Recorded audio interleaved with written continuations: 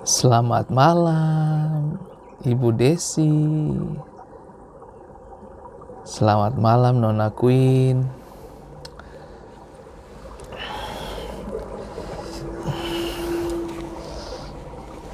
Shalom, Ibu Pamela, Ibu Ella yang ada di Jakarta. Shalom. Shalom, Ibu Osin Hatu. Tuhan memberkati. Tetap semangat. Dan shalom untuk Ibu Lina Bella dari Malang. Sukacita Yesus menjadi bagian hidup kita. Hari ini kita akan membahas topik lanjutan tentang doa. Dan ini bakalan membuka sesuatu yang baru lagi kepada setiap kita. Dan selamat bergabung untuk Telinte dan Bapak Simon Samu-Samu. Dan selamat bergabung juga untuk Ibu Gristi Meisners ya. Selamat bergabung dan selamat pagi waktu Amerika dan selamat malam waktu Indonesia Pak Simon Samu-Samu. Dan Ibu Ella, Jo selalu ingatkan saya untuk dengar Bapen. Thank you Jo. Jo itu memang luar biasa ya. Oke, mantap Jo. Joshua Sahilatua. Wow, mantap. Jos, Tuhan memberkati Jos. Dan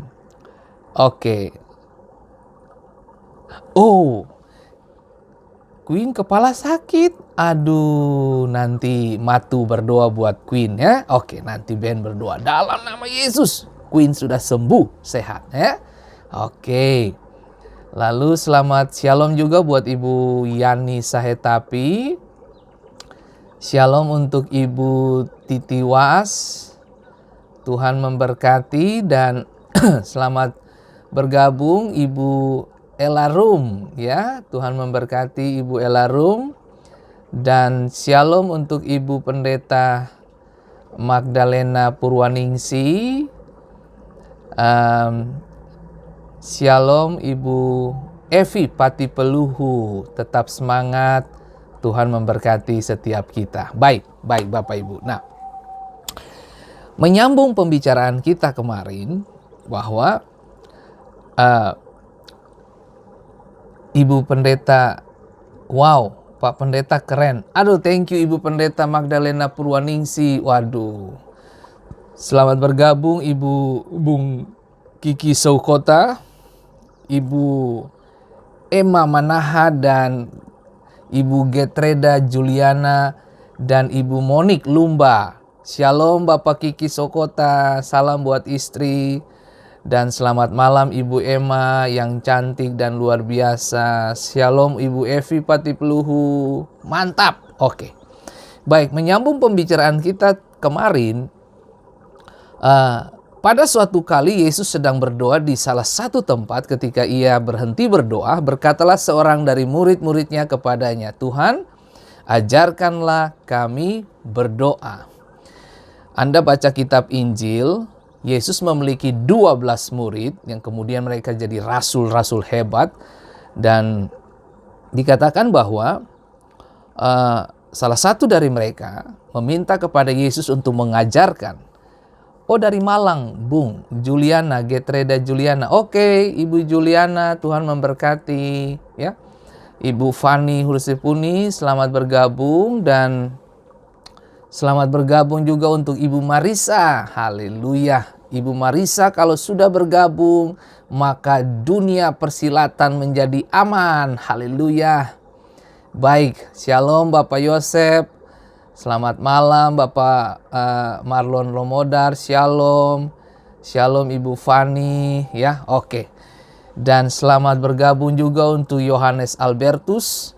Dan selamat bergabung untuk istriku Ibu Wei Simatau. Aduh, istriku ini dia paling setia dukung suaminya luar biasa. Haleluya. Berarti istri kalau pulang Saya kasih dia coklat lah karena dia sudah dukung suami setiap hari ini. Haleluya. Baik Bapak Ibu, dikatakan dalam Lukas 11 ayat pertama bahwa Yesus, selamat bergabung Ibu Monica Telehala Hayes. Dan dikatakan Lukas pasal 11 ayat 1, murid Yesus mengatakan bahwa Guru, ajar kami berdoa. Doa itu penting. Makanya murid-murid meminta dia mengajarkan mereka berdoa. Murid-murid terbiasa melihat Yesus berkhotbah. Tapi mereka tidak meminta Yesus mengajarkan bagaimana berkhotbah. Bahkan murid-murid melihat Yesus melakukan penyembuhan. Tapi mereka tidak mengatakan kepada Yesus bahwa ajarkan kami bagaimana menyembuhkan. Bahkan mereka lihat Yesus menyembah.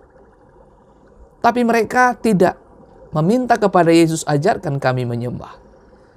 Tapi ketika mereka melihat Yesus berdoa, mereka berkata, Guru, ajarkan kami berdoa. Keren banget. Nah, saya beri judul kemuliaan itu mahal. Ya.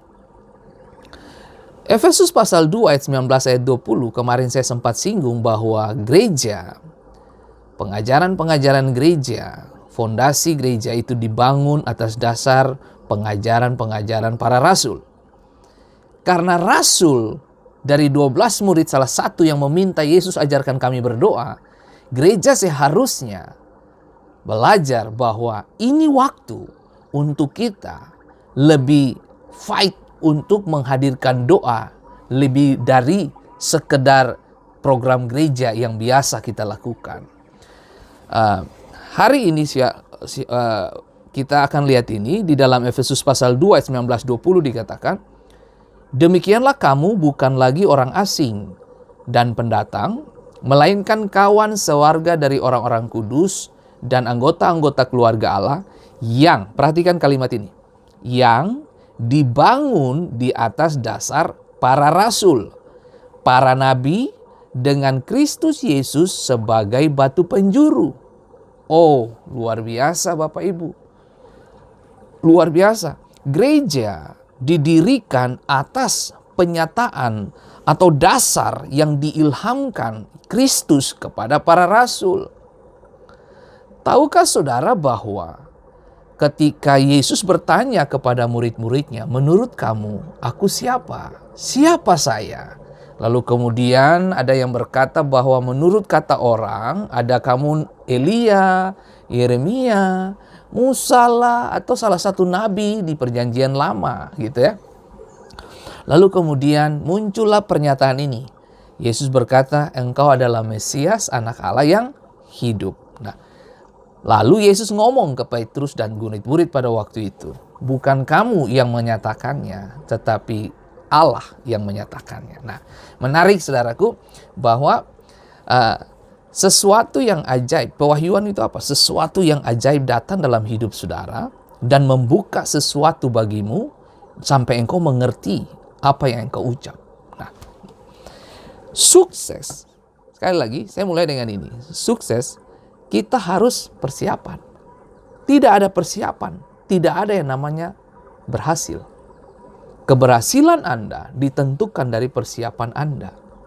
Nah, Matius 25 ayat 8 dikatakan, gadis-gadis yang bodoh berkata kepada gadis-gadis yang bijaksana, berikanlah kami sedikit dari minyakmu itu, sebab pelita kami hampir padam.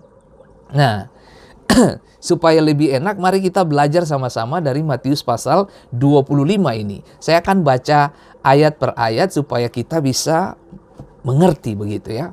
Nah, judul perikopnya adalah gadis-gadis yang bijaksana dan gadis-gadis yang bodoh. Ingat baik saudaraku, ada bijaksana dan ada yang bodoh. Nah, pada waktu itu hal kerajaan sorga seumpama 10 gadis yang mengambil pelitanya dan pergi menyongsong mempelai laki-laki. Ya, 5 di antaranya bodoh dan 5 bijaksana. Gadis-gadis yang bodoh itu membawa pelitanya, tetapi tidak membawa minyak. Nah, itu problem itu. Nah, Sedangkan gadis-gadis yang bijaksana itu membawa pelitanya dan juga minyak dalam buli-buli mereka. Tetapi karena mempelai itu lama tidak datang-datang juga, mengantuklah mereka semua lalu tertidur. Ya, ingat baik peristiwa Getsemani kemarin, ya toh? Yesus lagi pergi berdoa nih, dia balik, murid-murid tidur. Nah, mari kita ikuti pelan-pelan. Waktu tengah malam terdengarlah suara yang berseru, "Mempelai datang, songsonglah dia." Gadis-gadis itu pun bangun semuanya lalu membereskan pelita mereka. Gadis-gadis yang bodoh berkata kepada gadis-gadis yang bijaksana, "Berikanlah kami sedikit dari minyakmu itu, sebab pelita kami hampir apa? Padam." Oke. Tetapi jawab gadis-gadis yang bijaksana itu, "Tidak, nanti tidak cukup untuk kami dan untuk kamu. Lebih baik kamu pergi kepada penjual minyak dan beli di situ." Ya.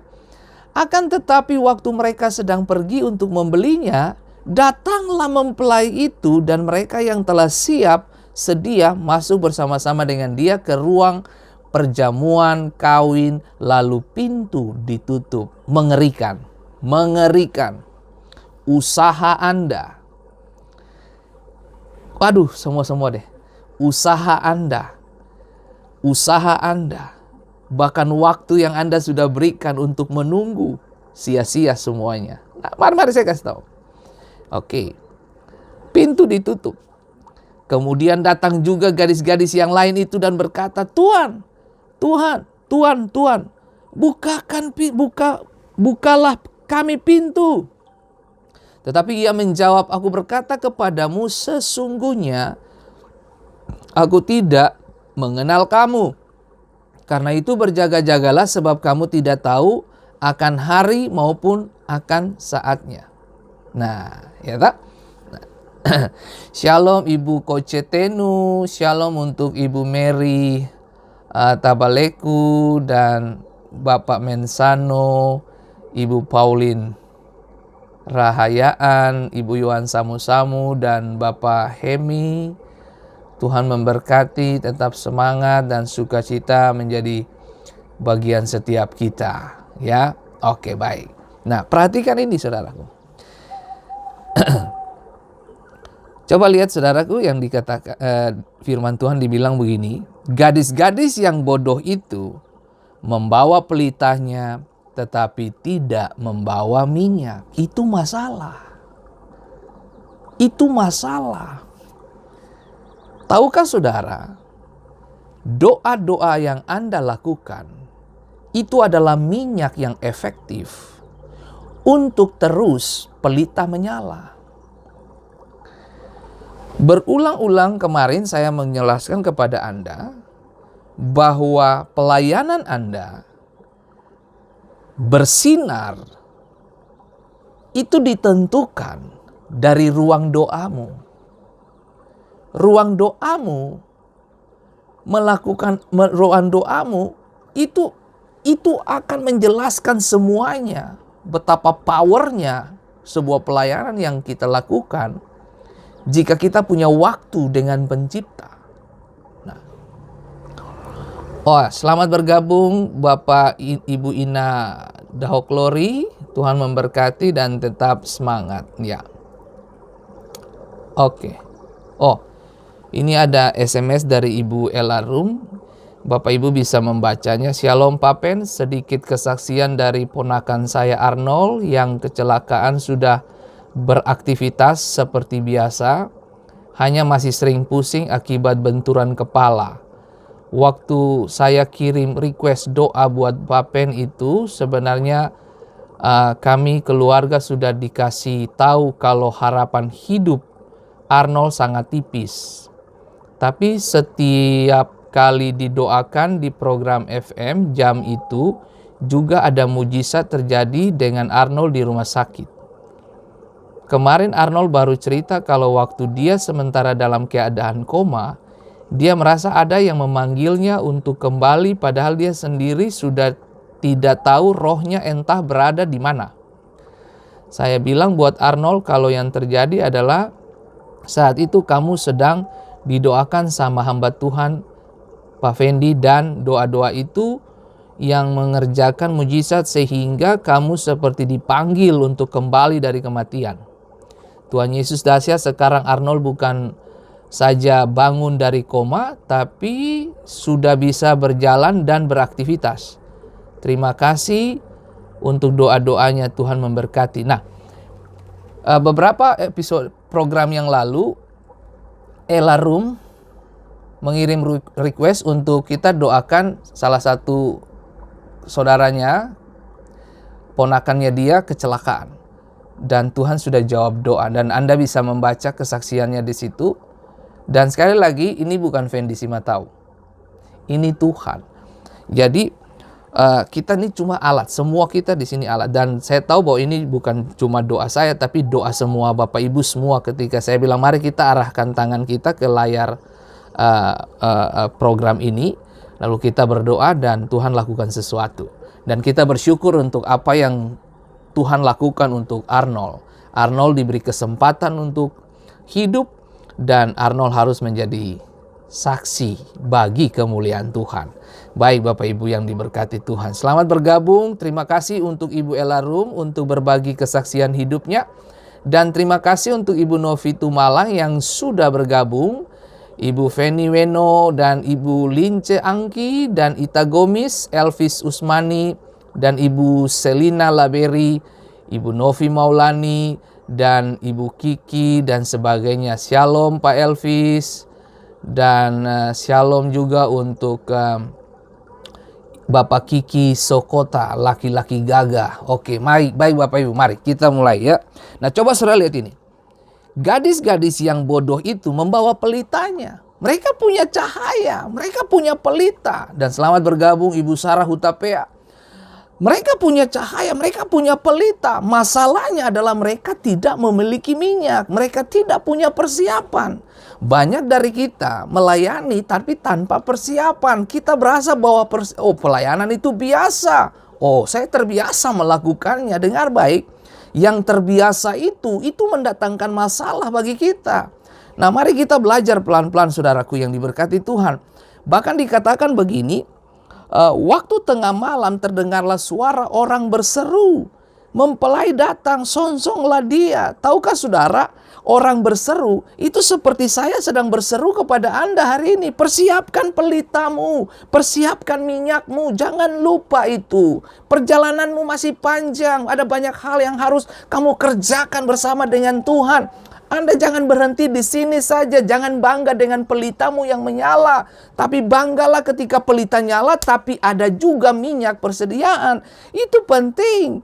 Nah, saudaraku yang diberkati Tuhan, tetapi jawab gadis yang bijaksana itu, oh tidak, kalau you minta dari saya kasih kamu, kurang pada kita. Dan tahukah saudara, ketika situasi sedang ada genting, ketika kekurangan terjadi, tidak semua orang bahkan menolong kamu. Keselamatan tuh masing-masing kita yang pikirkan. Nah, coba, mari. 5 gadis bodoh tidak memiliki minyak di dalam lampunya. Mereka tidak memperhitungkan kedatangan Tuhan.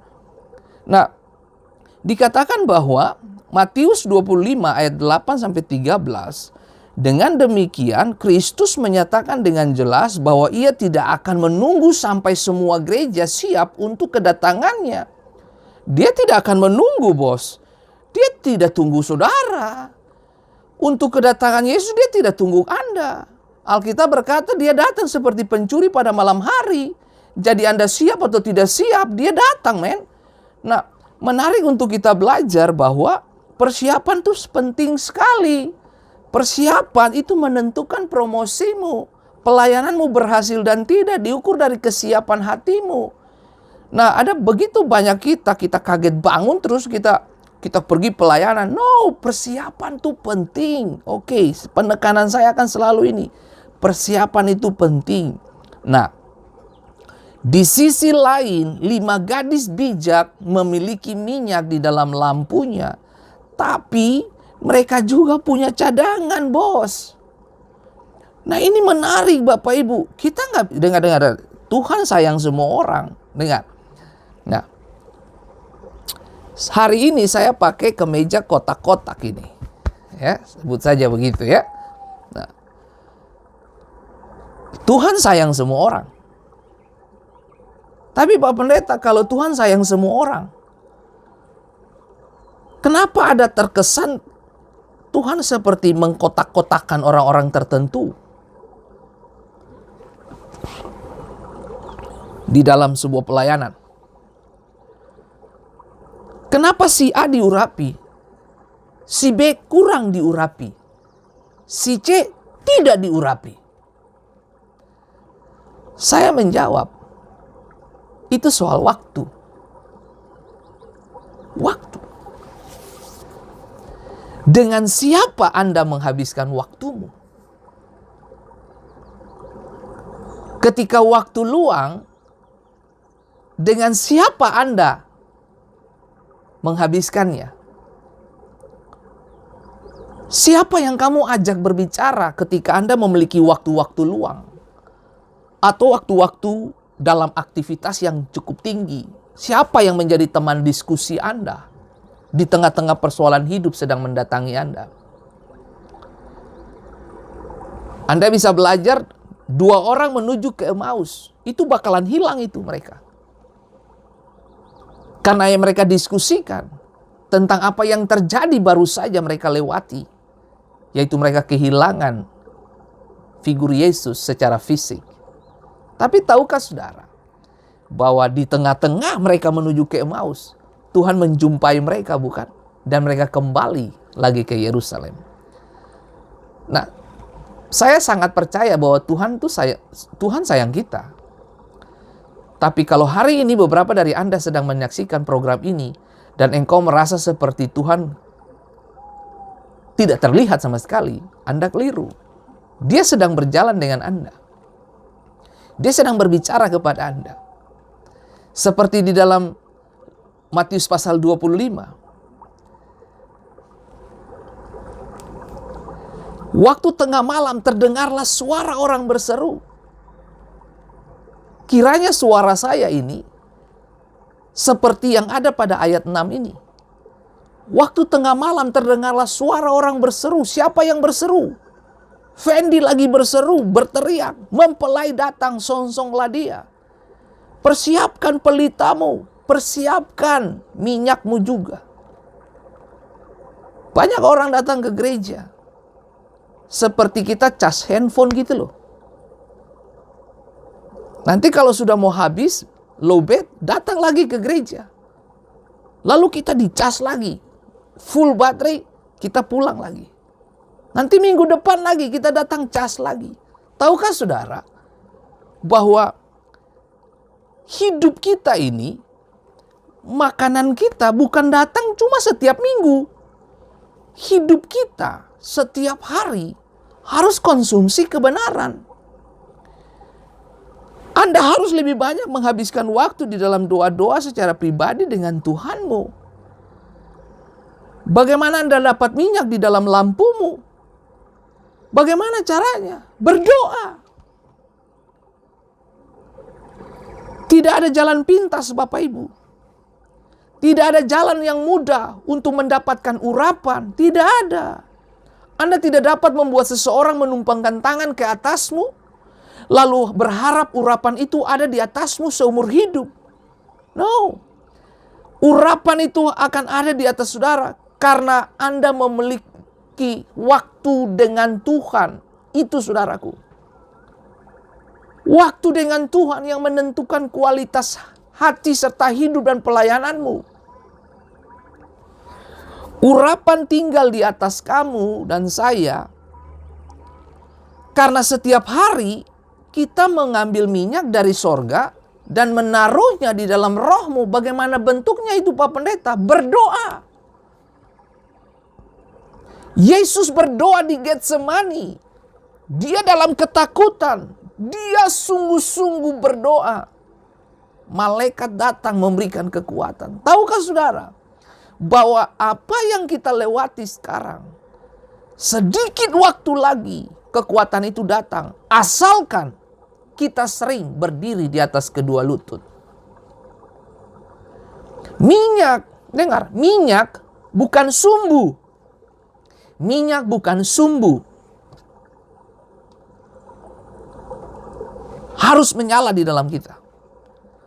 Orang hangus, dengar, orang hangus terbakar ketika kehilangan minyak.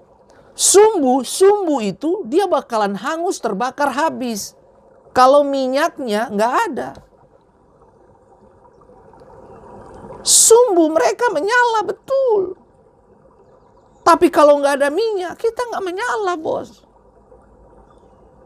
Sumbu tanpa minyak, hangus terbakar. Sama halnya saudaraku.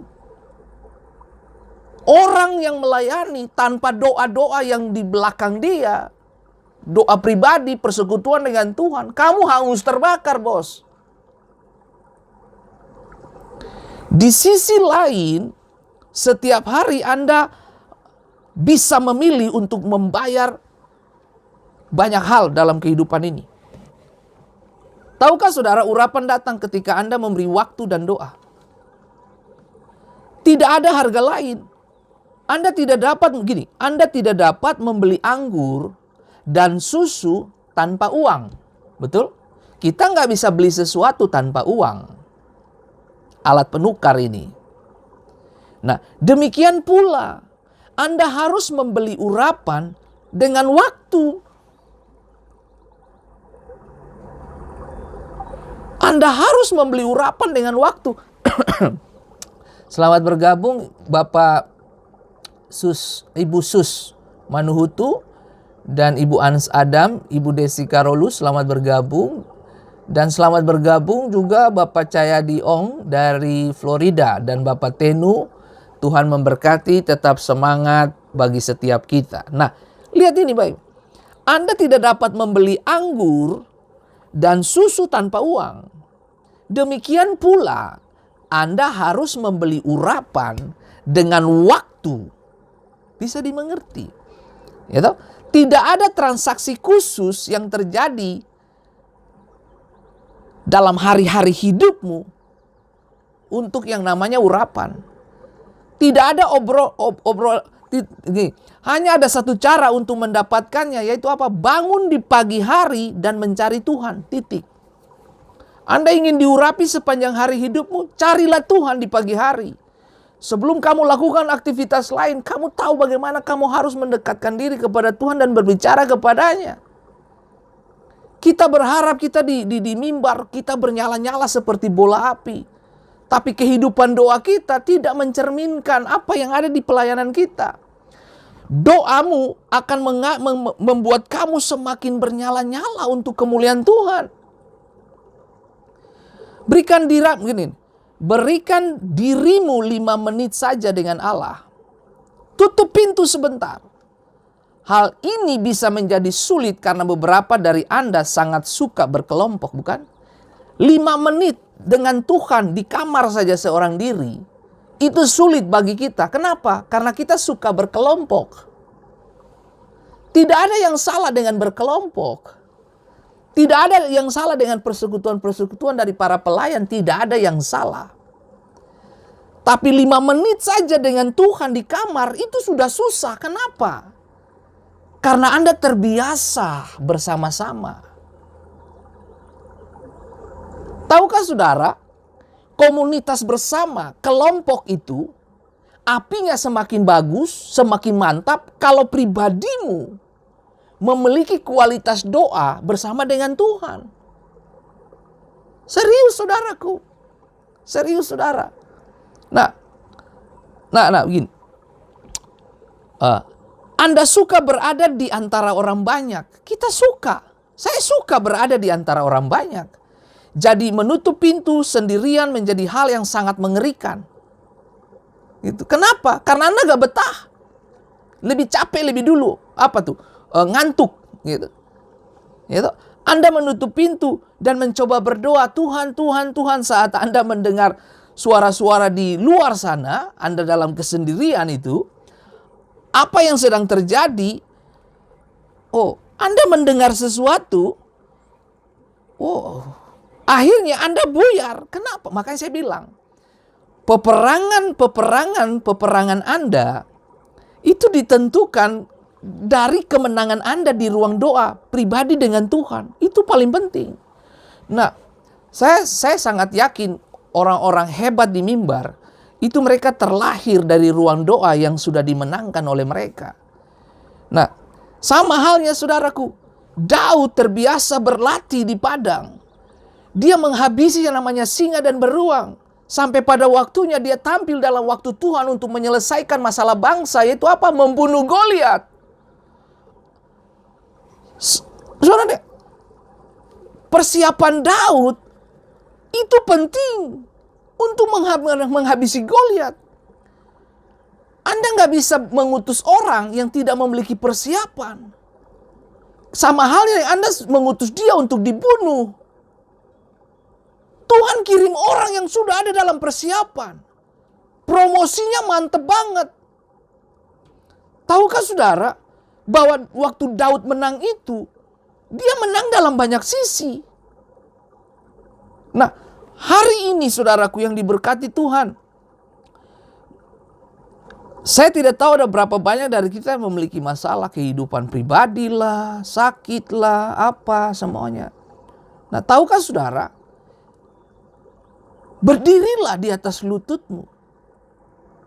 Saya ulang-ulang selalu ngomong kata ini, bernyanyilah dalam kesakitanmu. Sampai kamu punya rasa takut itu pergi. Dan kekhawatiran, kecemasan, ketakutan itu pergi. Bernyanyilah di sana. Gitu. Kita dipanggil untuk sebuah kehidupan doa.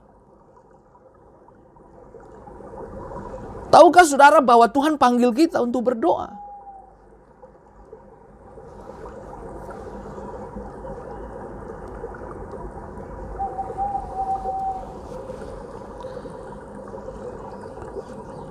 Kita bernafas setiap hari, tapi roh kita penting itu.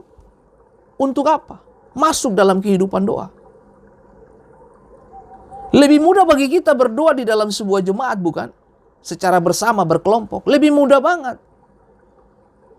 Bahkan karena saking semangat, beberapa dari Anda tidur pun tidak diketahui. Tetapi menjadi tantangan kita adalah ketika kamu berdoa sendiri. Nah, ini menjadi fokus saya, berdoalah sendiri. Itu menjadi fokus pemberitaan dari episode pertama kemarin itu sampai hari ini. Doalah sendiri. Itu sendiri. Bagaimana dengan kehidupan doamu? Sulit bagimu untuk benar-benar menyerahkan diri dalam doa, bukan? Itu berat itu. Itu berat. Itu berat.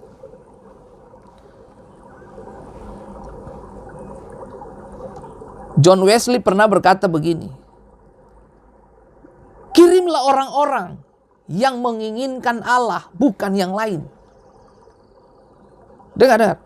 Kirimlah orang-orang yang menginginkan Allah, bukan yang lain. Saya tidak peduli. Entah pendeta, kaum awam, jemaat, siapapun, orang biasa, ibu rumah tangga, pekerja biasa, saya tidak peduli, kata John Wesley.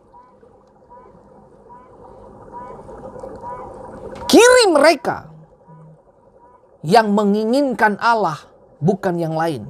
Maka mereka akan mengguncangkan dunia. Anda ingin goncangkan dunia. Semua kita pengen sesuatu yang besar terjadi dalam hidup kita. Tapi kita tidak menghabiskan waktu kita dengan Tuhan secara pribadi. Saudaraku yang diberkati Tuhan, dimanapun Anda berada, mari kita mengerti dan memahami bahwa Tuhan tidak pernah curang. Nah, Lukas 24, dengar baik ini. Lukas 24 ayat 49. Dan aku akan mengirim kepadamu apa yang dijanjikan Bapakku. Tetapi kamu harus tinggal di dalam kota ini sampai kamu diperlengkapi dengan kekuasaan dari tempat tinggi. Perhatikan kata ini. Sampai kamu diperlengkapi dengan kekuasaan dari tempat tinggi. Sampai. Anda bisa ada di sana untuk sesaat. Anda bisa ada di ruang doa untuk sesaat. Anda bisa ada dimanapun untuk sesaat. Pergilah dan berdoalah, itu penting. Sampai Anda dijubahi dengan kuasa dari tempat maha tinggi. Kita ada di tempat-tempat pelayanan dengan baik. Seharusnya doa-doa kita lebih banyak daripada banyaknya pelayanan kita. Itu yang keren, saudaraku. Itu yang keren. Kalau pelayanan Anda 2 jam, harusnya doa-doamu lebih dari 2 jam kalau dikalkulasi begitu. Kenapa? Karena kekuatan persiapan Anda itu di ruang doa, bukan di pelayanan itu. Tahukah saudara bahwa Anda bisa berdiri melayani, Anda bisa berdiri begitu kuat di dalam sebuah pelayanan karena ditonton oleh banyak orang? Itu karena Anda harus persiapkan diri dari belakang. Anda harus isi kehidupanmu. Kalau enggak kita kacau semua. Nah, dengan saya mau kasih tahu. Kalau Anda belajar, 500 pergi, tetapi hanya 120 orang yang ada di mana? Di sana 10 hari kemudian Allah perlu menyaring mereka yang tidak punya kekuatan untuk tinggal. Sampai gitu loh. Tahukah saudara 120 orang ada di loteng Yerusalem? Untuk menunggu waktu Tuhan. Coba lihat. 120 orang. Padahal yang ada berapa? 500. Ada saringan lagi. Makanya saya mau kasih tahu buat setiap kita. Apapun alasannya, Anda dan saya harus menghabiskan waktu lebih banyak dengan Tuhan daripada dengan kebanyakan orang yang tidak memiliki dampak apa-apa terhadap hidupmu. Berjalanlah dengan orang-orang yang memiliki kualitas hati dan hidup benar dan luar biasa, saudaraku. Lihat. Coba saudara lihat ini. Nah, ini perlu apa nih? Kesabaran dan doa. Kesabaran dan doa. Kita hidup dalam sebuah dunia yang melangkah dengan cepat begitu. Kecepatan teknologi, kecepatan semuanya, bahkan makan pun cepat, itu junk food, itu semua itu semua cepat sekali. Nah, lihat, sangat sering kita tidak mendapat pekerjaan Allah di dalam hidup kita karena kita mendahului Dia. Tahukah saudara, Yesus selalu melakukan mujizat, dia selalu kemudian dia mengasingkan diri. Karena dia tahu setelah pekerjaan berikut ini apa Bapak. Dia tanya Bapak. Nah kita kan enggak. Kita paling sering mendahului Tuhan. Kita tidak bisa menunggu. Manusia kita sulit untuk menunggu. Menunggu itu berat banget. Saya akan kasih contoh bagaimana orang-orang yang beriman, tokoh-tokoh Alkitab yang beriman, karena tidak mampu, tidak sabar dalam menunggu, mereka menghancurkan sejarah.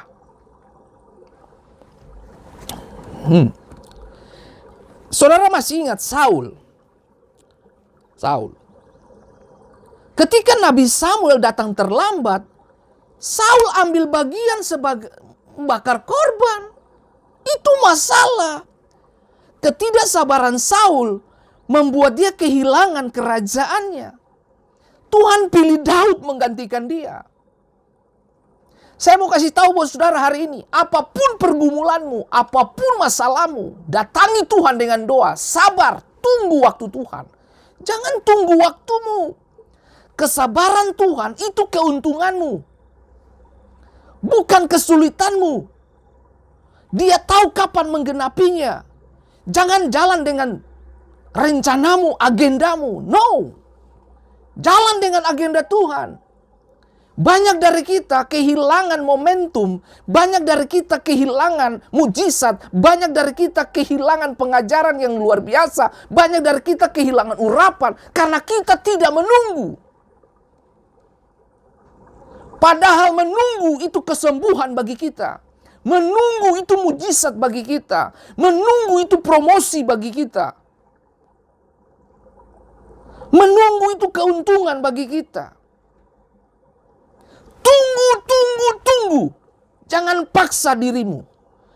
Apa yang belum Tuhan buka, jangan coba paksa. Apa yang Tuhan sudah buka, jangan tunggu. Masuk. Duduki. Saul tunggu Samuel datang. Samuel itu bukan kurang kerjaan, lalu dia ngulur-ngulur waktu. No, pasti ada tujuan dan maksud Tuhan. Tahukah saudara, menunggu itu proses yang melelahkan bagi daging. Kesabaran itu proses yang melelahkan bagi daging. Beberapa dari Anda punya pernikahan, pengen punya baby, tapi baby belum datang. Akhirnya kita kehilangan yang namanya kesabaran dan menunggu. Akhirnya kita menggunakan cara-cara kita. Nah, ini kan yang dialami oleh siapa? Abraham. Abraham tidak sabar menunggu. Sarah tidak sabar menunggu janji Tuhan untuk datangnya Ishak. Akhirnya apa? Hagar yang disodorin, saudaraku. Saudara, ini yang saya mau kasih tahu buat setiap kita. Waktu Anda dan saya kehilangan kualitas menunggu, ketika Anda dan saya kehilangan kualitas kesabaran, jangan pakai ide manusia. Kamu akan kehilangan semuanya. Tahukah saudara, Adam dan Hawa jatuh dalam dosa. Mereka kehilangan semuanya, bukan? Lalu mereka gunakan daun ara. Buat apa? Tutup ketelanjangan. Mereka coba tutup dengan ide manusia mereka. Mereka coba tutup ketelanjangan mereka. Dengar baik, saya mau kasih tahu. Manusia kamu, dagingmu tidak bisa tutup apa yang disebut dengan ketelanjangan itu. Kita coba tutup dosa kita dengan demikian rapi. Nggak bisa Bapak Ibu. Nggak bisa. Anda cuma perlu Tuhan. Abraham disodorin hamba Sarah itu.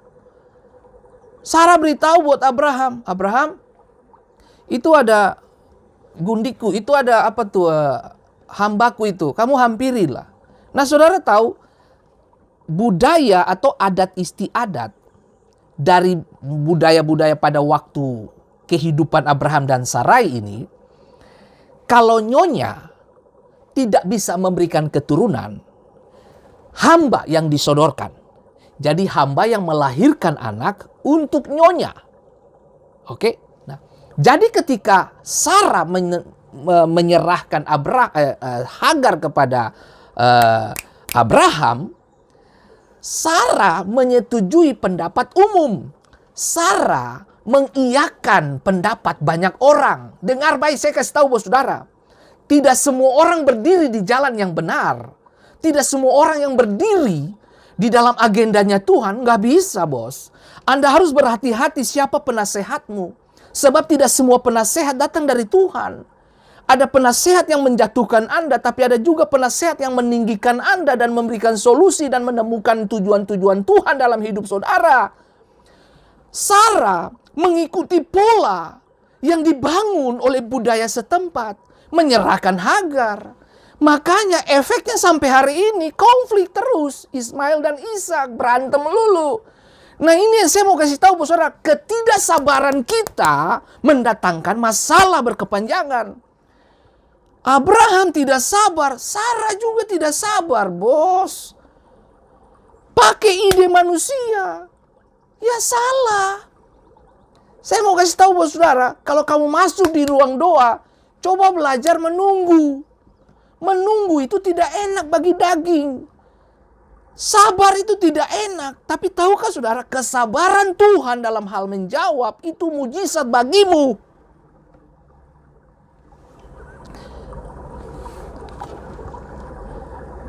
Yakobus mengatakan bahwa berkata bahwa kapasitas untuk memiliki kesabaran di dalam roh membuatmu sempurna dan utuh. Tidak kekurangan apapun. Yakobus 1 ayat 4. Tahukah saudara, kesabaran dan ketekunan itu penting. Itu kapasitas Tuhan.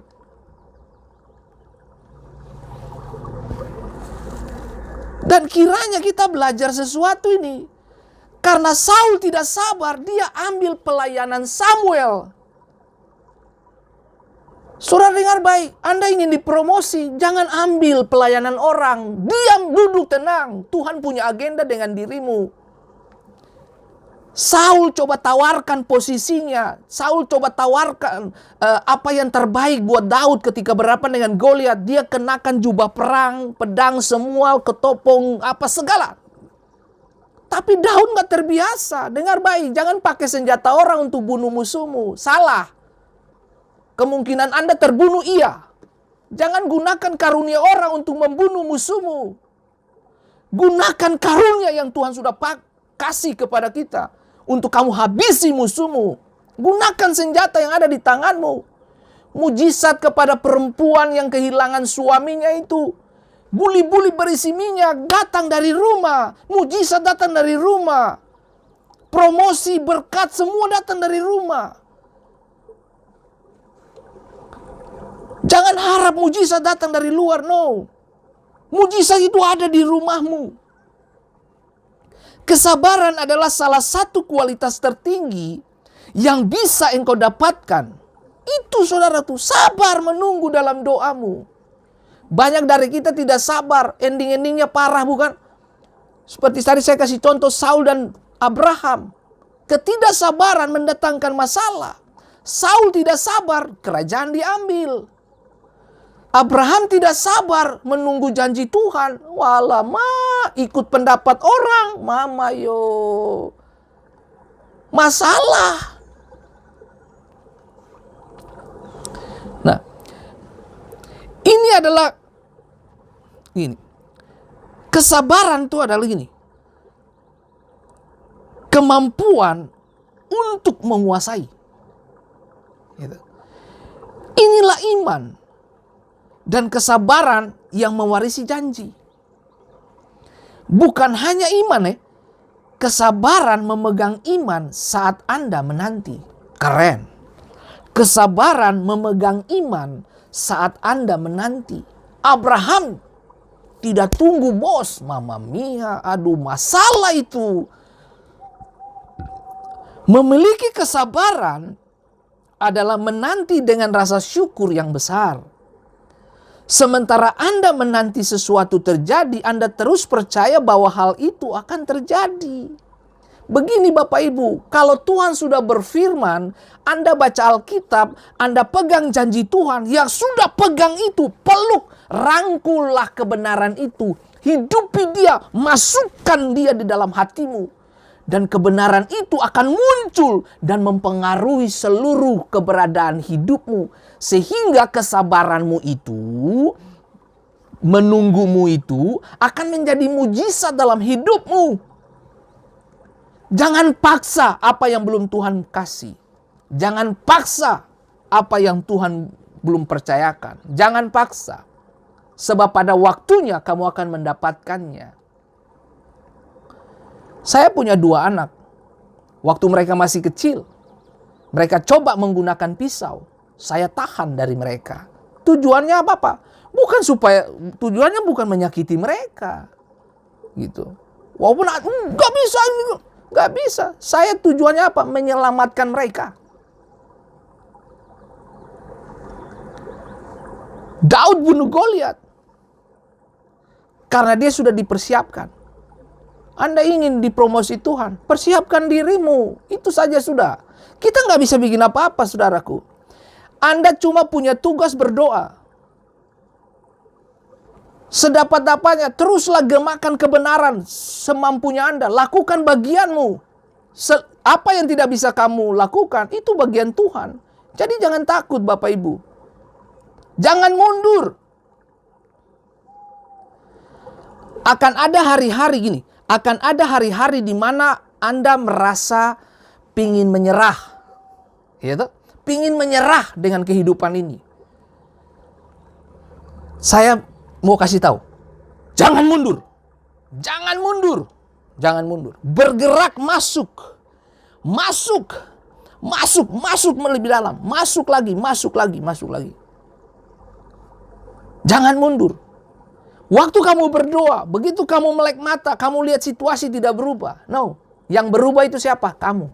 Cara pandang kamu terhadap situasi itu berubah. Nah, itu memang tujuan berdoa tuh begitu. Supaya Anda merubah cara Anda melihat.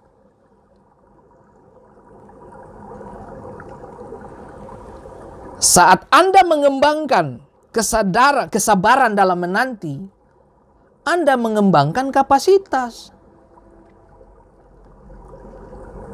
Selalu ingat, kesabaran adalah kapasitas.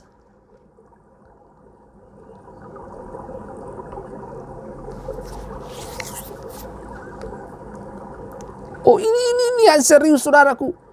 Kalau saudara lihat, semua para pendoa dunia, siapapun dia, mereka adalah orang-orang yang menunggu waktu Tuhan.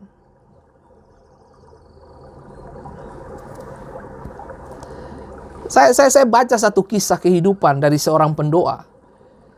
Pertama kali waktu saya baca tentang kisah dari seorang yang namanya Edward Miller yang terlibat dalam kebangkitan Argentina tahun 1954. Ini orang hebat ini. Ini hamba Tuhan yang Tuhan pakai luar biasa. Edward Miller. Berhubung dengan dia diutus ke Argentina sebagai seorang misionaris. Dia diutus ke Argentina. Dia ada di sana untuk menaruh beberapa proyek pelayanan begitu. Tetapi kemudian dia berhenti sesaat dan Tuhan berbicara kepada dia. Tuhan memberitahukan kepada dia bahwa aku ingin engkau berdoa sepanjang hari. My goodness, Edward Miller. Dengan badan misi mengutus dia ke sana dengan tujuan menginjil. Bukan berdoa. Perhatikan kata ini. Menginjil, bukan berdoa. Ya berdoa pasti. Tapi tidak fokus begitu. Tapi fokus adalah menginjil. Nah, kemudian badan misi telepon dia dan berkata bahwa bagaimana hasilnya? Lalu Miller berkata, Tuhan suruh saya berdoa. Tuhan suruh saya berdoa. Dan sampai hari ini saya sedang berdoa.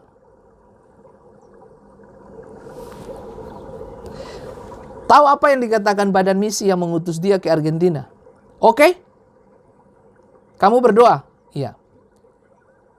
Kita utus kamu ke sana bukan berdoa, tapi menginjil. Kami akan berhenti mensupport Anda karena kami pikir kamu seharusnya tidak melakukan hal tersebut. Kami pikir Anda harus menginjil, bukan berdoa. Dia berkata, Allah memberitahu saya untuk berdoa katanya. Jadi dia pergi berdoa antara 8 sampai 16 jam sehari. My goodness. Berarti dia berdoa 8 sampai 16 jam. Itu sudah bukan first shift. Itu lagi tuh. Second shift bukan lagi.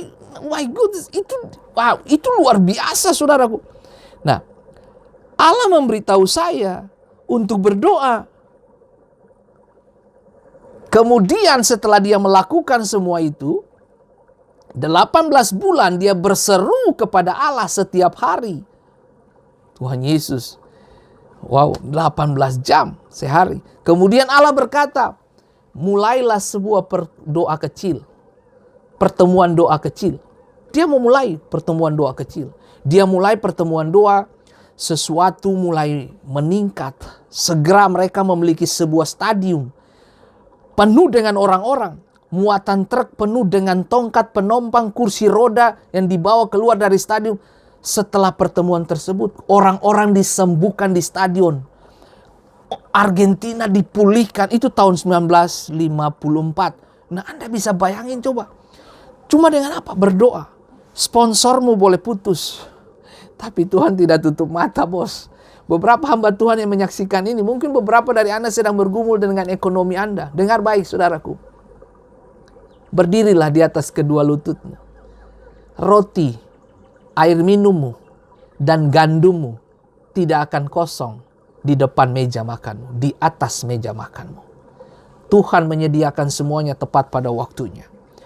Semua ini terjadi kenapa? Karena ada orang yang berkata, aku akan berdoa.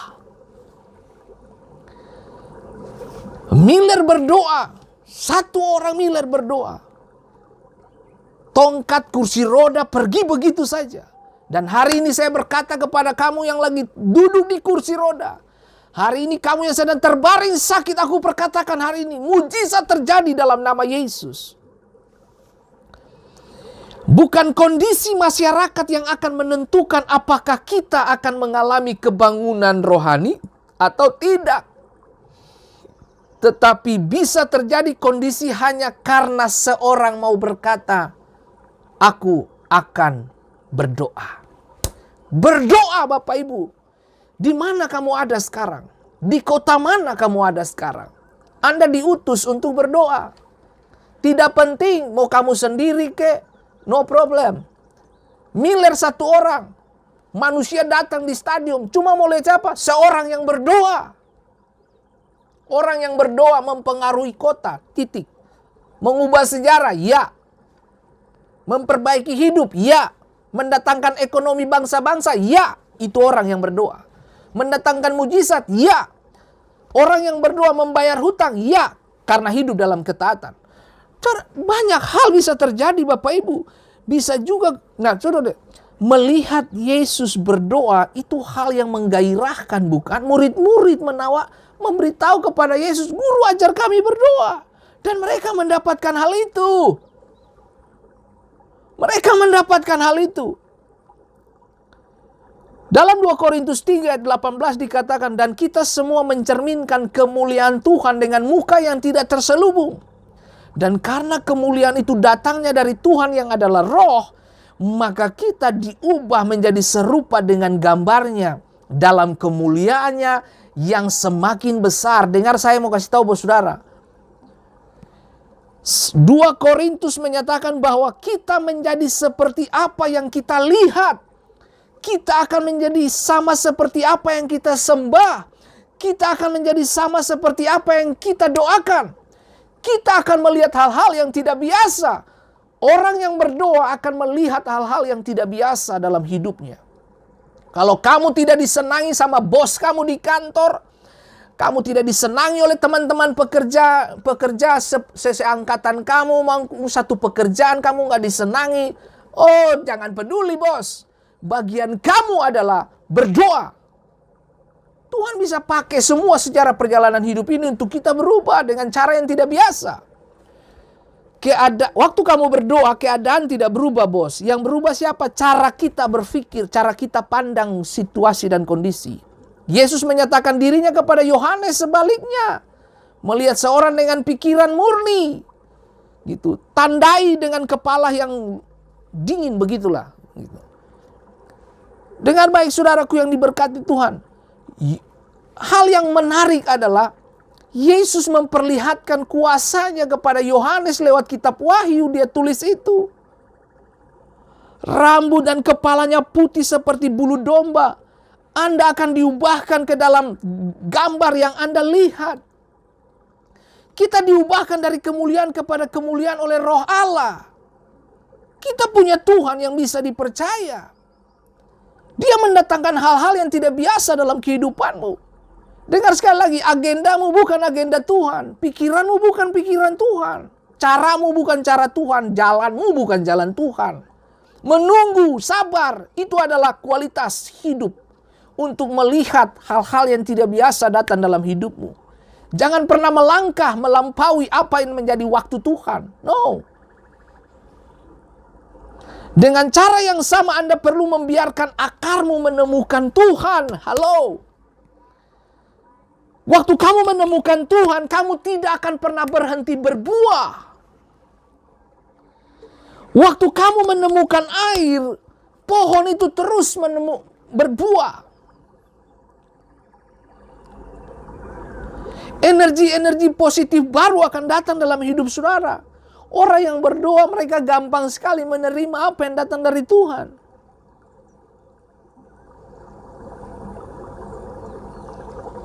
Bahkan dikatakan begini di dalam Yesaya 37 ayat 31 dibilang gini. Dan orang-orang yang terluput di antara kaum Yehuda, yaitu orang-orang yang masih tertinggal.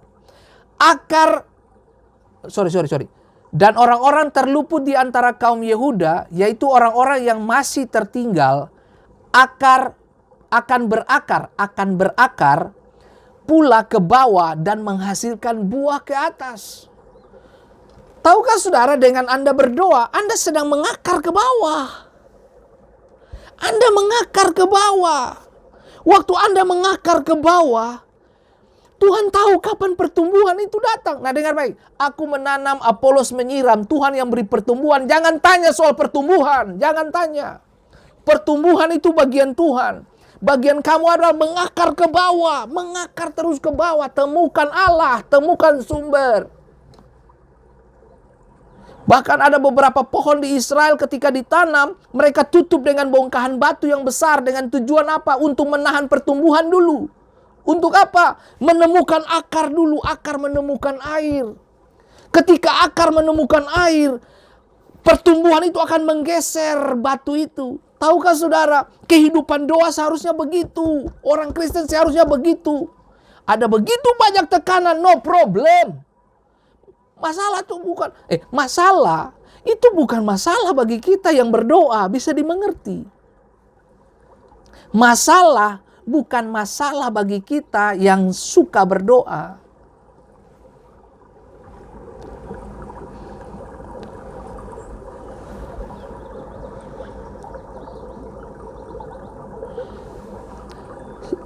Seseorang pernah berkata, kita hidup dalam zaman yang dikarakteristikan oleh multiplikasi mesin manusia dan pengurangan kuasa Allah.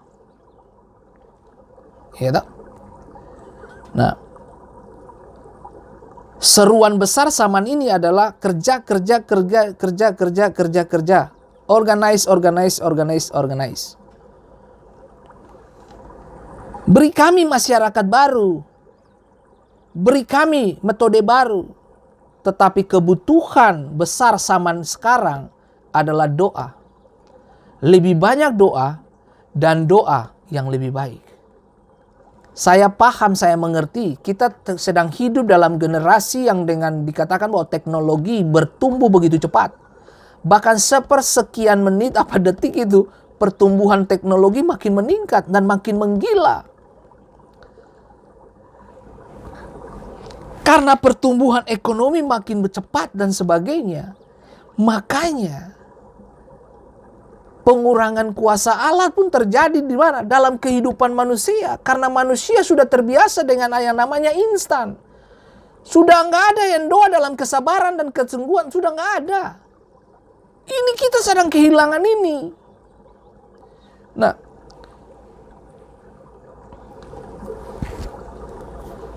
Pastor Cho, Yonggi Cho, punya gereja besar di Korea Selatan.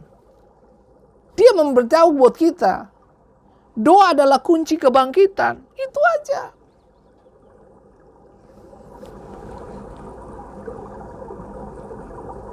Doa itu kunci kemenangan pribadi. Pelayananmu ditentukan dari mana? Dari mesbah-mesbah doamu. Jangan dengar ini baik-baik. Elia menghabisi 450 nabi Baal karena dia memperbaiki mesbah. Perbaiki mesbahmu di rumah. Perbaiki doa-doamu. Doa-doa pribadi yang saya maksud. Waktu kamu perbaiki mesbahmu, kamu jangan tanya soal api dari Tuhan. Jangan tanya itu. Waktu kamu perbaiki mesbah, dia menghadirkan api. Waktu Elia berkata, Tuhan, api turun. Dan Alkitab berkata, api menjilat semua yang ada di situ. Selebihnya ketika api turun, penghakiman pun datang. Penyelesaian pun datang. 450 nabi Baal diselesaikan oleh Nabi Elia. Saudara, apa yang jadi masalah kita sekarang? Anda punya masalah, saya juga punya.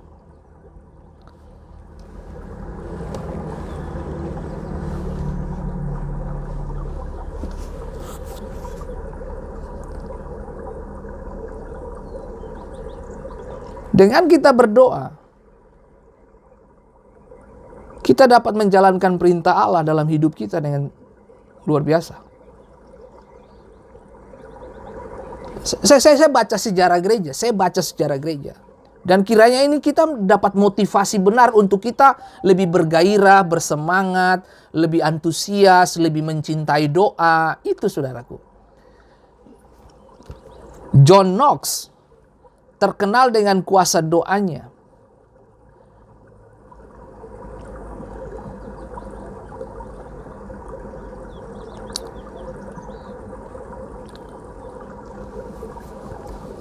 Queen Mary of England yang berkuasa hanya 5 tahun membunuh paling sedikit 300 bidat yang menentang usahanya untuk mengembalikan Inggris kepada gereja Katolik. Berkata, dia takut dengan doa-doanya lebih dari semua pasukan Eropa. Dengar baik. Queen Mary of England pernah berkata begini, dia takut dengan doa orang-orang yang lebih dari semua pasukan Eropa. Dia tidak takut pasukan Eropa, yang dia takut apa? Doa orang-orang. Orang-orang yang berdoa, dia takut itu. Nah, lihat. Elizabeth, penerus dari Queen Mary, Elizabeth I, percaya dalam doa. Mereka percaya doa loh. Nah, ini. Di bawah Queen Elizabeth I, ini sejarah loh. Tahun 1588, armada Spanyol bersandar kepada kuasa, tetapi Inggris bersandar pada doa. Nah, armada Spanyol itu bersandar pada kuasa armadanya mereka. Nah, tetapi Inggris bersandar pada doa. Ini ajaib. Ketika armada Spanyol menyerang, Elizabeth memanggil bangsa untuk berdoa. My goodness, Elizabeth memanggil bangsa untuk berdoa. Hasilnya badai muncul, dengar. Hasilnya badai muncul menghancurkan 65 dari 130 kapal armada. Inggris tidak kehilangan satu kapal pun setelah pembuat sejarah dikalahkan. Saudara dengar, akhirnya pemerintah Inggris mencetak sebuah medali dengan prasasti Allah meniup dan mereka terserak. Ini yang saya bilang. Elizabeth tahu kuasa doa. Dia paham betul armada seperti apa yang didatangi oleh Spanyol ini untuk menghancurkan Inggris. Dia mengajak bangsa berdoa. Badai turun, men. Sejarah buktikan 65 armadanya hancur dari 130 kapal armada Spanyol. Pulang, Inggris nggak ada satu kapal pun yang hancur. Ini apa? Doa. Itu sejarah loh ya. Nah, saya cuma mau mengingatkan semua kita bahwa doa itu memiliki kuasa. Habiskan waktumu di belakang meja itu, di rumah kamu, di kamar tidurmu. Berlututlah. Martin Luther dari Jerman, orang yang orang penting di dalam reformasi gereja di abad yang ke-15 itu, dia mengatakan bahwa saya punya begitu banyak pekerjaan yang harus dilakukan sehingga saya tidak bisa berjalan tanpa memberikan 3 jam waktu doa setiap hari dari waktu doa saya yang terbaik. My goodness, 3 jam. Kita 5 menit saja encok, ngantuk, capek, alasan banyak. Tapi alasannya banyak. 5 menit berdoa, capek, ngantuk, encok, dan sebagainya. Alasan banyak sekali. Nah, tapi pelayanan mau. Tampil di mimbar mau. Tampil di panggung mau. Dilihat orang mau. Tapi tahukah saudara, pelayanan di mimbar, di panggung itu berbahaya buat Anda yang tidak siap. Banyak terjadi penyimpangan-penyimpangan seksual disebabkan karena ketidaksiapan hati kita di ruang doa. Tidak ada kematangan secara spiritual membuat kita terlena dan jatuh di situ. Dengar baik, persiapan itu penting untuk promosi. Tapi kalau Anda mengejar promosi dari persiapan, Anda masalah.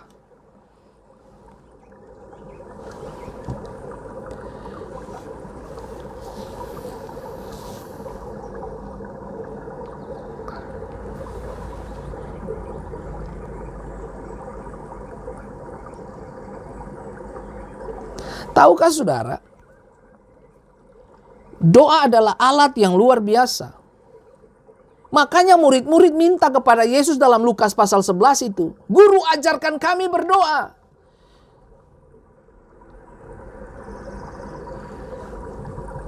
Sama seperti Yohanes mengajarkan murid-muridnya berdoa. Tahukah saudara, doa bukan untuk kehendak manusia dilakukan di sorga. No, catat baik-baik. Doa bukan untuk kehendak manusia dilakukan di sorga. No, tetapi untuk kehendak Allah dilakukan di bumi. Jadi kalau Bapak Ibu pingin lihat doa, pingin lihat sorga, kehendak Allah terlaksana di bumi, berdoa.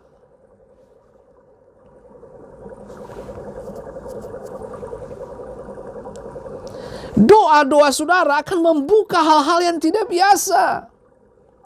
Doa adalah kunci yang membuka semua gudang persediaan anugerah kuasa Allah yang tak terbatas datang menghujani bumi. Doa adalah sebuah perjumpaan tingkat tinggi di ruang tahta alam semesta, di mana manusia tidak tahu siapa kamu sebenarnya, tapi Tuhan kenal kamu karena kamu berdoa.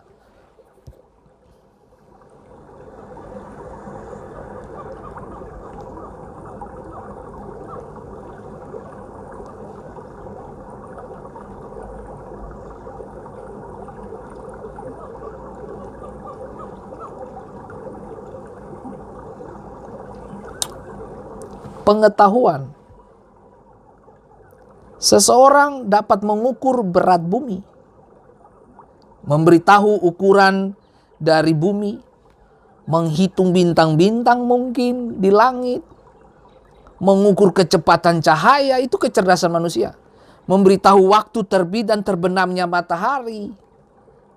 Tetapi Anda tidak dapat mengukur kuasa doa. Doa sama besarnya dengan Allah karena Dia ada di belakangnya. Doa sama perkasanya dengan Allah karena Dia telah komit untuk menjawabnya.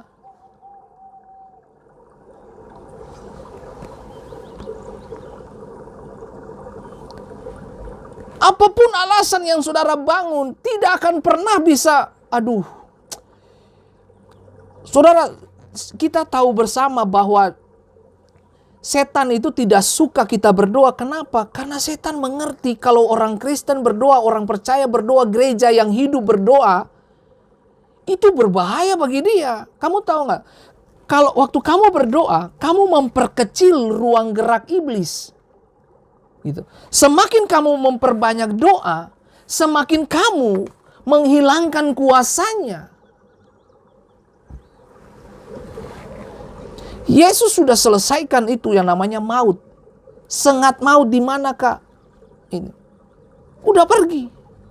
Sengat itu seperti apa? Seperti kamu ditikam oleh lebah, plek gitu. Sekali aja, plek. Gitu. Setelah itu lebahnya mati. Dan dia tidak punya kekuatan lagi. Sama. Maut itu begitu. Jangan takut sesuatu yang sudah dikalahkan oleh Yesus. Catat ini baik-baik, semua kita bakalan meninggal. Saya bakalan meninggal. Saya bakalan tinggalin ini planet. Tapi begini Bapak Ibu, mumpung kita masih hidup ini, Tuhan kasih anugerah buat kita. Mari kita gunakan itu untuk berdoa. Untuk apa? Kepentingan dunia di mana kita tinggal dan huni. Makanya ketika Tuhan utus, ketika orang Israel ada di tempat pembuangan di Babel, Tuhan ajarkan mereka, berdoalah untuk kesejahteraan kota di mana kau kutempatkan. Karena Tuhan tahu. Doa seperti tadi saya bilang, doa itu untuk apa? Bukan untuk kehendak manusia dilakukan di sorga, tapi untuk melakukan kehendak Allah di dalam bumi ini.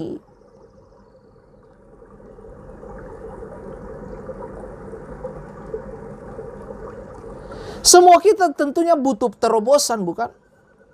Kita pingin Tuhan lakukan terobosan. Itu berdoa, doa. Mereka berseru kepada Allah. Bukalah langit dan biarkan kuasa Roh Kudus turun ke atas kota di mana kami tinggal dan berdiam. Doa perlu bergerak dari setiap mimbar-mimbar gereja. Doa perlu bergerak. Tapi sebelum mimbar-mimbar gereja menggerakkan doa, doa mulai dari mana? Dari pribadimu. Begini Bapak Ibu, jangan berharap pendetamu berdoa saja. Pendeta tuh pasti dia berdoa. Tapi bisa nggak kita mengerti bahwa Allah punya kepentingan dengan masing-masing kita? Doa perlu bergerak dari hal yang paling daripada kebutuhan kita yang paling terbawah begitu, orang-orang biasa, sampai kepada orang-orang yang luar biasa, sebut saja punya posisi.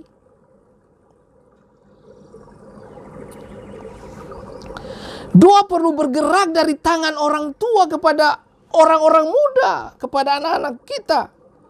Jangan berhenti di dalam semua doa-doamu.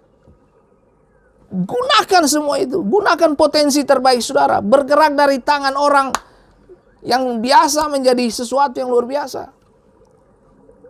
Semua mulai dari mana? Dari ruang doamu. Ketika orang muda, ketika anak-anak mulai bersemangat, mereka masuk gereja, mereka masuk dengan cara yang berbeda.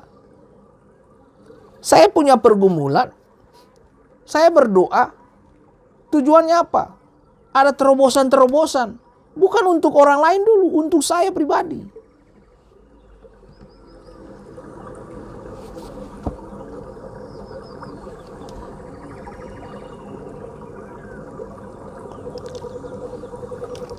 Saudara dengar baik.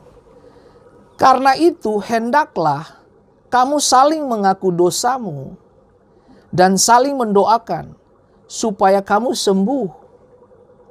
Doa orang yang benar, bila dengan yakin didoakan, sangat besar kuasanya. Yakobus 5 ayat 16. Yakobus berbicara itu. Nah, Yakobus 5 menjelaskan tentang ada dua tokoh di sana. Yang pertama Elia. Elia adalah tokoh biasa, orang biasa sama seperti Anda dan saya. Tapi ketika dia berdoa, langit berhenti menurunkan hujan ke bumi.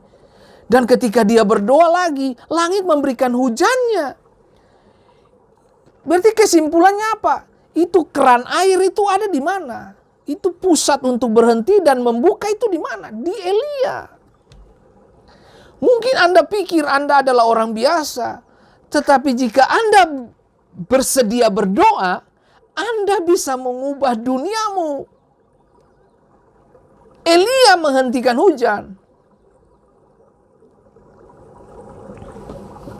Elia bisa menurunkan hujan. Dengan apa? Berdoa. Dengan sungguh-sungguh berdoa. Yakobus pasal 5 ayat 18 dikatakan Elia adalah manusia biasa sama seperti kita. Ia telah bersungguh-sungguh berdoa. Nah, banyak dari kita tidak ada pada level ini. Banyak dari kita cuma berdoa sebagai program. Tapi tidak dalam kesungguhan. Dengar baik, mau program kayak apapun, kalau tidak datang dari kesungguhan, percuma. Kita lebih banyak buang-buang waktu dan buang-buang budget dan sebagainya. Supaya hujan jangan turun dan hujan pun tidak turun di bumi selama 3 tahun dan 6 bulan. Apalagi yang dia bahas? Ketekunan Ayub. Tadi itu saya bahas tentang kesabaran. Ini sekarang ketekunan. Yakobus 5 ayat 11. Sesungguhnya kami menyebut mereka berbahagia, yaitu mereka yang telah bertekun. Kamu telah mendengar tentang ketekunan Ayub. Dan kamu telah tahu apa yang pada akhirnya disediakan Tuhan baginya. Karena Tuhan Maha Penyayang dan penuh belas kasihan. Nah, saudara tahu, ketekunan itu diambil dari kata hupomone. Hupomone. Yang menunjukkan kepada ketabahan dalam situasi pencobaan. Apapun yang kita hadapi tanpa kehilangan kepercayaan kepada Allah. Itu hupomone. Ketekunan ini lahir dari iman yang berkemenangan. hingga akhir di tengah-tengah penderitaan. Hingga akhir di tengah-tengah penderitaan. Kalau Anda belajar tentang kitab Ayub, Ayub ini proses pembelajaran yang paling berat bagi kita, Bapak Ibu. Lihatlah, ia hendak membunuh aku, itu kata Ayub. Tanpa ada harapan bagiku, namun aku hendak membela perilakuku di hadapannya. Coba saudara baca itu di Ayub 13 ayat 15. Hasil dari tindakan-tindakan Allah terhadap Ayub menyatakan bahwa di dalam segala kesulitan Ayub yang dia hadapi, Allah sangat memperhatikannya. Dan dengan penuh kemurahan menyokong dia. Allah support dia. Yakobus ingin kita tahu bahwa Allah memperhatikan seluruh umatnya. Dan bahwa di dalam penderitaan mereka, Allah memelihara mereka dengan kasih dan kemurahannya. Ayub 2 ayat 9 dikatakan, maka berkatalah istrinya kepadanya, masih bertekunkah engkau dalam kesalehanmu? Kutukilah Allahmu dan matilah. Saudara dengar baik, ketika kamu diproses Tuhan, semua orang akan bangkit modal kayak istrinya Ayub. Nasihat istri Ayub apa? Ini ujian iman ini, saudaraku. Sepanjang kitab ini kesedihannya yang mendalam disebabkan oleh kesengsaraan yang dialami oleh Ayub. Kelihatan tidak adil. Saudara tahu Alkitab berkata kepada kita, Ayub itu orang benar, setia, takut akan Allah, ditimpa masalah. Kalau ada beberapa dari kita hari ini, kamu rajin berdoa, baca Alkitab, menyembah Tuhan, setia melakukan kebenaran Allah, tapi kamu kena masalah. Bersyukurlah, karena Anda adalah alat peraga. Anda adalah contoh hidup untuk dunia yang lagi gelap. Contoh hidup bagi mereka yang sedang mencari jawaban. Anda lagi sakit mungkin. Anda punya cancer, Anda punya mio dalam kandungan. Anda mungkin gak bisa berjalan. Anda ada menjadi contoh hidup untuk bersuara kepada dunia yang sedang tidak memiliki pengharapan ini. Anda sedang bersuara kepada orang-orang di sekitarmu. Keadaanmu, situasimu, berbicara kepada orang-orang itu. Tahukah saudara bahwa proses pembelajaran bukan datang dari buku yang Anda baca saja, bukan? Proses pembelajaran bukan cuma datang dari Alkitab yang kamu baca, bukan? Tapi proses pembelajaran Tuhan kepada Anda adalah Anda menjadi buku yang hidup. Yang bisa dinikmati oleh banyak orang. Jadi berhati-hatilah dengan cara kita hidup. Berhati-hatilah dengan cara kita berucap, bertindak, dan berlaku. Ayub tidak berdosa, men. Dia membela kehidupannya itu.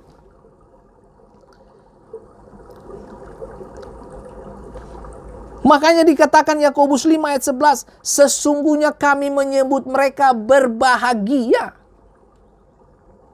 Yaitu mereka yang telah bertekun, kamu telah mendengar tentang ketekunan Ayub, dan kamu telah tahu apa yang pada akhirnya disediakan Tuhan baginya. Karena Tuhan Maha Penyayang dan penuh belas kasihan. Bagi beberapa dari Anda, kirim SMS, Messenger bagi saya meminta doa. Saya menjawab, bernyanyilah, bersukacitalah dalam tekanan hidupmu. Rasa sakitmu itu akan mendatangkan nyanyian-nyanyian yang tidak biasa. Beberapa mungkin sedang berkata bahwa pendeta, hibur kita kek. Kamu suruh menyanyi di tengah-tengah tekanan. Kita lagi sakit. Disuruh joyful. Disuruh bersukacita. Pak pendeta, kau pun saraf baik-baik saja kak? Doa selalu dan akan selalu menjadi cara Allah menerobos bumi ini bagi kemuliaan Dia. Sadari betul, sebuah proses pembelajaran dan pengajaran hari ini kiranya menginspirasi kita untuk melihat hal-hal yang tidak biasa di dalam kehidupan ini. Anda berdoa bukan supaya keadaan itu berubah, tapi Anda berdoa supaya cara pandang Anda terhadap keadaan itu berubah. Kita yang diubahkan. Supaya apa? Kita tidak gampang menyalahkan siapapun. Karena setiap proses yang datang, ada kepentingan Tuhan di balik semua itu. Ayub seorang yang benar seperti tadi saya katakan. Dia seorang yang benar, takut Tuhan malah. Tapi kenapa pagar itu diangkat? Setan datang kirim berbagai masalah. Saudara bisa bayangin, bahkan dikatakan rumah, usaha, bisnis, anak semua selesai. Tapi dengar baik, endingnya apa? Endingnya grand bos. Tuhan pulihkan semuanya. Memang gak enak, makanya saya bilang, hidup itu proses. Anda ingin, gini, Anda ingin mutiara, Anda ingin yang bernilai keluar dari Anda. Bersiaplah untuk proses. Ketidaknyamanan bakalan datang. Tidak enak tuh bakalan datang. Semua yang tidak itu bakalan datang. Tidak bakalan datang. Semua bakalan tidak datang. Semua bakalan tidak datang dalam hidupmu. Kesabaran itu sudah. Apapun alasan yang kamu bangun, kamu tidak akan pernah bisa menyentuh sorga kalau kamu sendiri tidak bersedia untuk berlutut dengan kedua lututmu. Jangan mengharapkan hal-hal yang besar datang dalam hidupmu sementara lututmu tidak pernah kau pakai untuk berdoa. Kita semua mau sesuatu yang luar biasa ke depan, tapi kita sendiri tidak mau.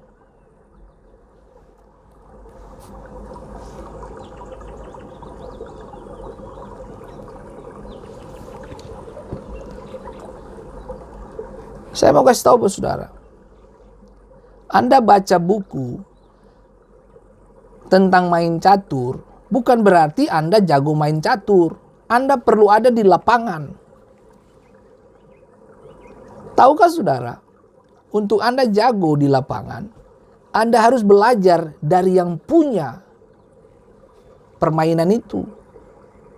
Kamu belajar dari Tuhan. Untuk sebuah proses kehidupan dan pelayanan yang lebih dahsyat dan luar biasa, kamu perlu belajar di ruang doa itu. Belajar dengan Tuhanmu.